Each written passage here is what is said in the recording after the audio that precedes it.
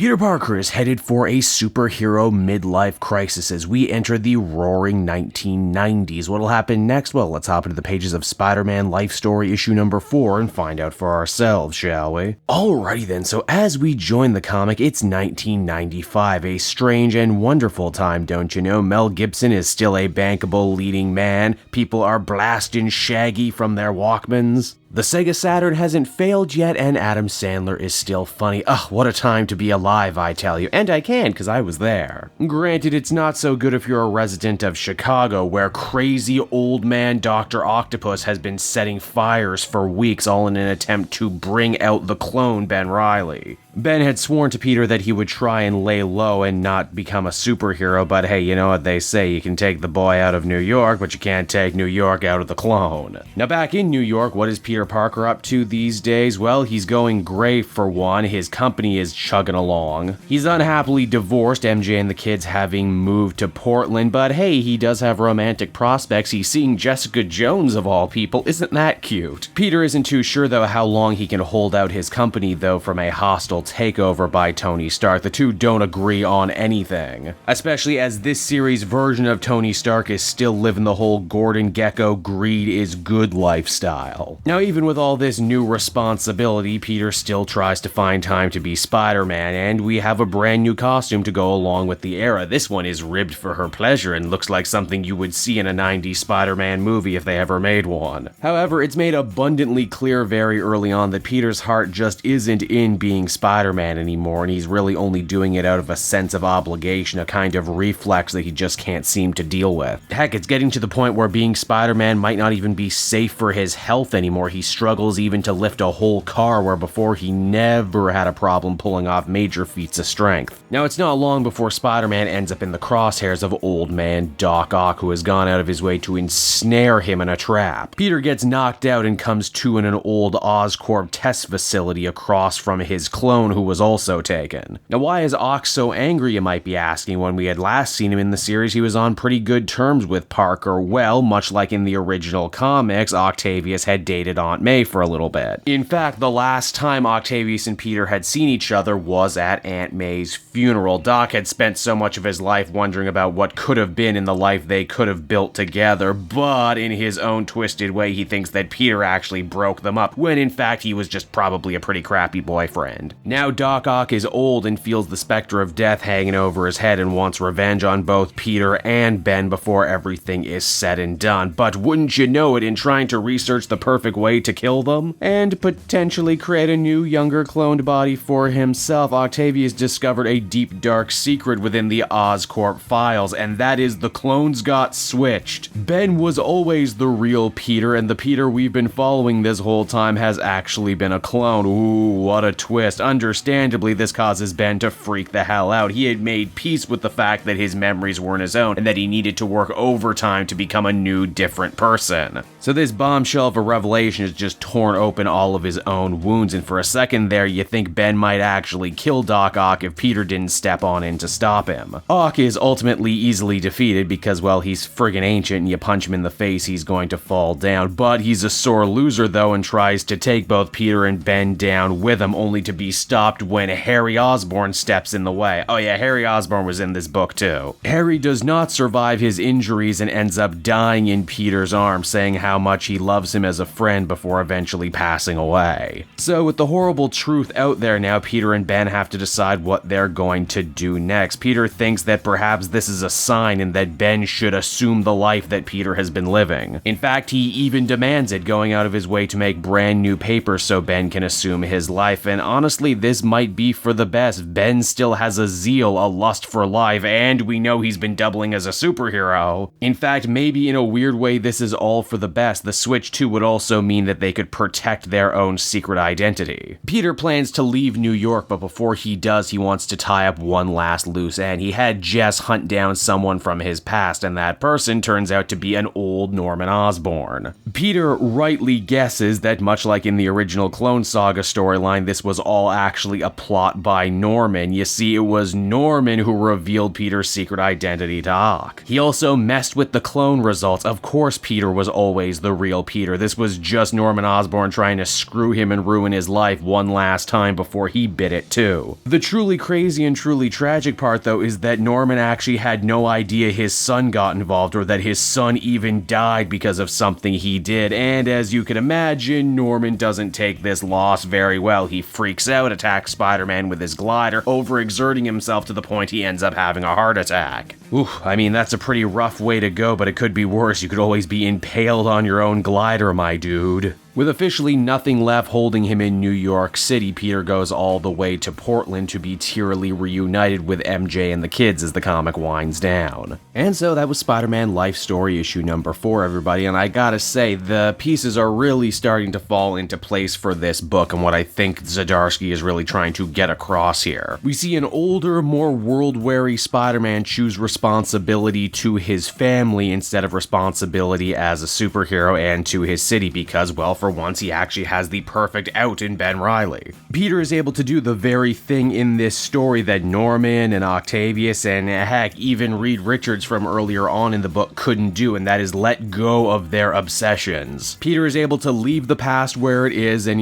go and concentrate on his family before it's all too late. It's a sort of mature, adult, lasting decision that he could really only make in a story like this where he gets older issue to issue. And then you got a whole other layer on top of that where this is just a really good encapsulation of the Clone Saga era that dominated so much of 90s Spider-Man. Heck, it's so faithful we got the clone switcheroo fake out and then we even got Norman secretly being behind it all. What's not to love as a lifelong Spider-Man fan, I tell you. Overall, I'd give this one another super positive 9 out of 10. Hey there everyone, it's your old pal Cape Joel, and I want to thank you so much for watching to the end of the video. I hope you enjoyed it, and if you did, why not check out some of this other comic content I have available for you. Then you can follow me on Twitter and Facebook at Cape Joel, so you're always up to speed on what I'm doing next. And hey, if you're in the market for some comic books for yourself, might I recommend buying your trades through my book depository link down in the description. Not only will you save a bundle by not having to pay anything for shipping or handling, but everything you buy via my link